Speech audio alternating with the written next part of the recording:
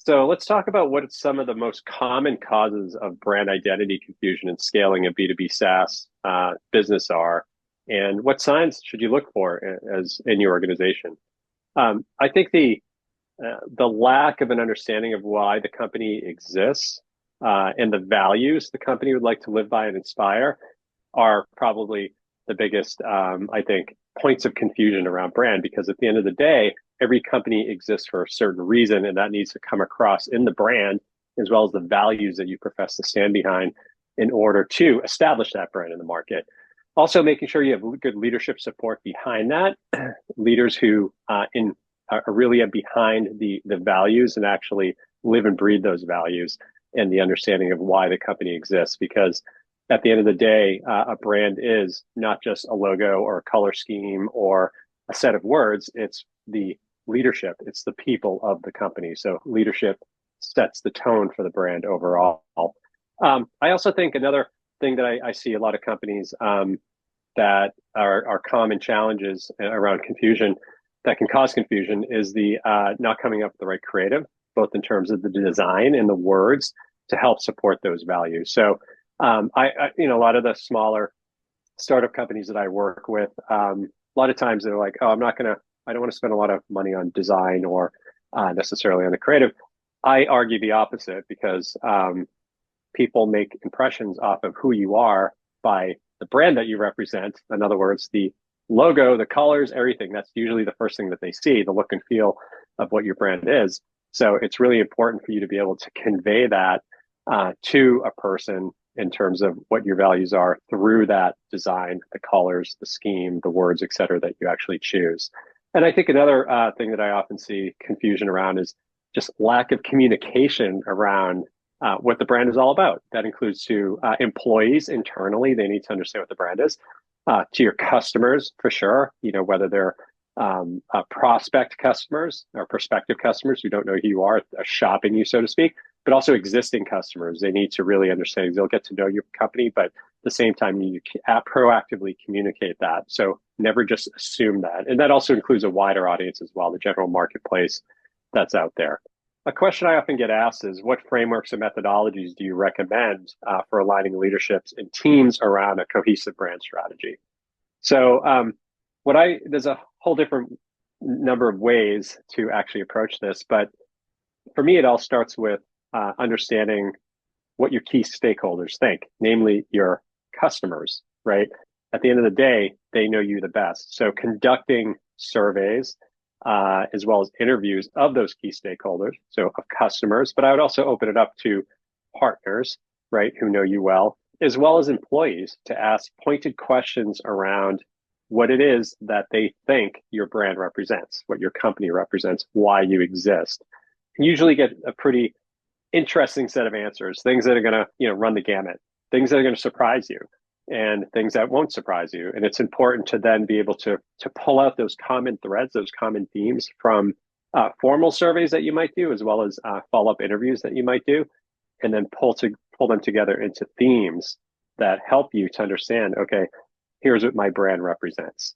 And then I think it's important for the leadership team to actually get a readout. And this entire process, by the way, should be led by somebody who is a neutral third party, either somebody from the outside or it could be somebody internal who plays a role on the communications team and has the gravitas with the leadership team as well, and understands how to communicate with customers and do that proper roll up of that as well. The reason for that is because you don't want somebody in leadership who might be biasing the conversation, for instance, and something that they might think or believe. Plus, they get other full-time jobs that they're not going to they're not going to want to do this at all. So I think it's important to have somebody to do that and then pull those themes forward, review it with the leadership team, make sure you get feedback, understanding, drill into why some of these findings were coming about through quotes from customers, partners, and others, as well as qualitative data that you might have gathered. Then what I think is also super important as a framework is definitely what you often hear is the MVV, the mission, vision, values, or a better way to say it might be vision, mission, values, because vision is kind of longer term, mission's a little bit closer, and values a lot closer. So really working through what those are in a workshop mode. And again, somebody who has the right skill set, either from the outside or inside, can help lead that discussion and pull forward, okay, here's what our mission, our vision, our values could be, come up with candidates and sort of make sure there's a proper discourse amongst the team and have that conversation come forward with proper candidates and actually a final one that you will go forward with. So I think that's a really important thing. All of that at the end of the day really defines your why. Why do you exist, right? And that's at the essence of your brand. And then from there, I think it's really important to build out the creative concepts. How does that translate into the creative elements? Everything from look and feel, color scheme, fonts, all the things that you might think of as that would go into a style guide of your brand, and also the words that you're going to use. What is that? The way to describe your brand and the values that you represent, putting it down on paper. I think that's a big mistake a lot of companies don't do, is they just assume, right, the mission, vision, values is the brand itself, which is not necessarily the case. That is an important piece of the brand, but unpacking it further, what's the brand story? What are the core essences or the core essence of why you exist and why it's important that you believe in these things and what the brand represents? I think having that well documented is super important. And then finally, that should go into messaging for the company overall around what makes you different. Why do you exist? What makes you different? And how do you do it is super important. A common question that I often get, which I think is a really great one, is how do I create a clear ownership structure for brand messaging in my company, especially if you don't have a CMO or anyone leading marketing for that matter.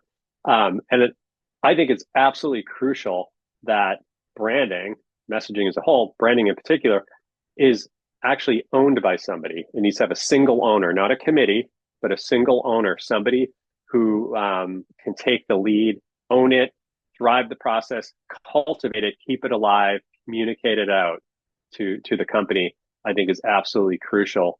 And that helps to establish accountability as well as consistency, which is super key, including long-term longevity for the message as well.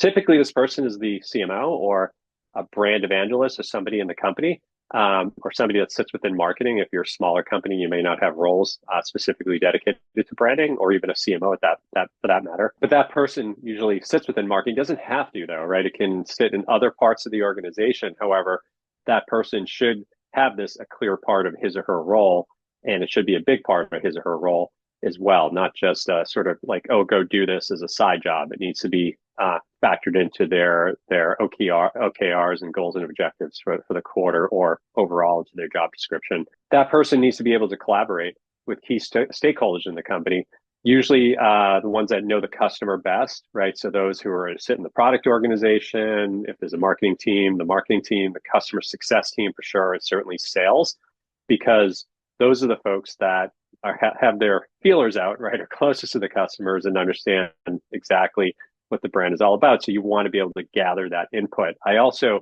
like to recommend that there's if the company's big enough, usually even if you're a small startup, usually you're big enough to have what I would call a messaging committee or a communications council of some sort, where this cross-functional team would sit and work through and the messaging and the brand. What is it all about? And this person who's leading that I talked about would lead that council and set the agenda, et cetera. And that council doesn't need to meet every single day or every week, but every so often there's a checkpoint, right, with a clear RACI around what their responsibility is on the team and what the outcomes are.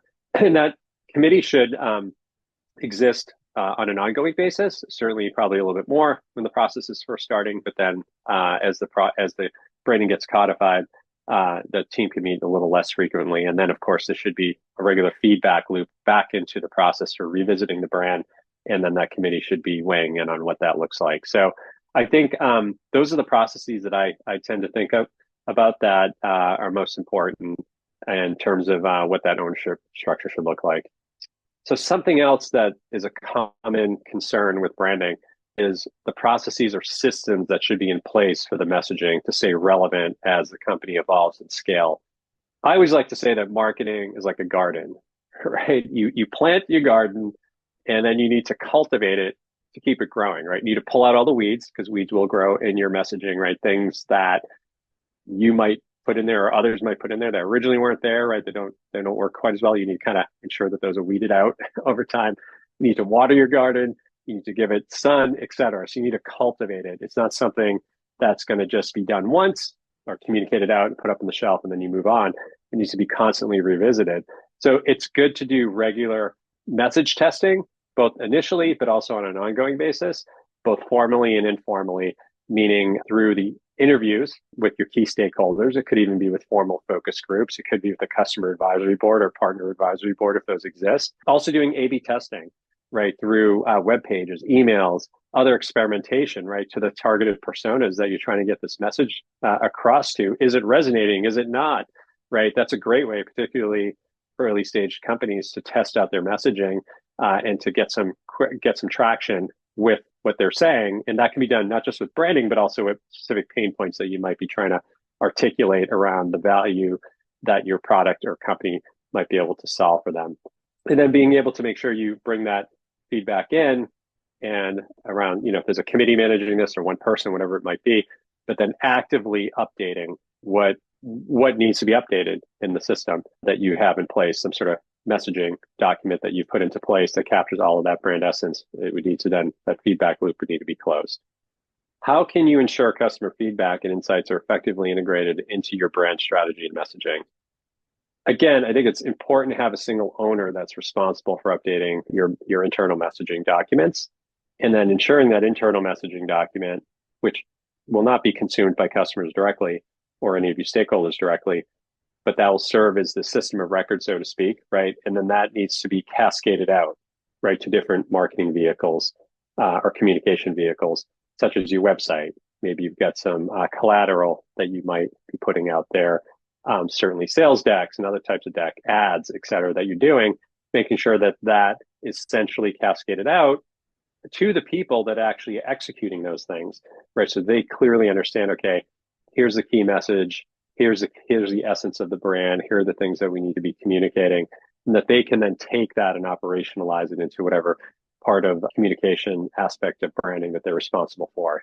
I also think it's important to make sure the message is grounded in customer reality.